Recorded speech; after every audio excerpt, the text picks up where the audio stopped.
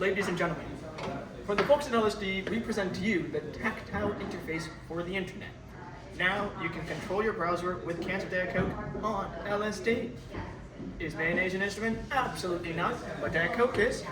Right here, I'm connected to these wonderful cans here, and when I tap on one of them, it makes a sound, and it is a little bit slow, but eventually this will do some interaction just from a tap. And as you can see, I tapped on the click can and it did a click. And then likewise, if I wanted to go to a random Wikipedia article, then this will go to a random Wikipedia article, all just from a tap. It may replay some things twice, that is a bug, but in fact, it could be seen as a feature because AIs in the future are not going to just copy humans, they're going to extend and multiply their abilities. The way this works all together is with what we call trips in our language, sort of like NPM modules for JavaScript.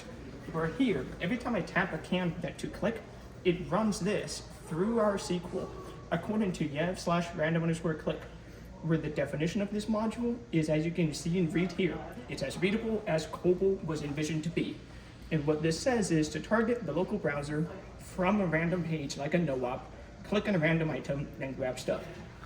And the way Claude helps really unlock this capability here is, in the very end, when performing a absolutely arbitrary random action, these things ought to be performed more client-side and not just a glorified sandbox, which is why, also taking advantage of the beautifully large context window that Claude provides, we provided a sanitized HTML DOM and ask it, prompting it literally for an interesting thing to click on, enter into, or enter with.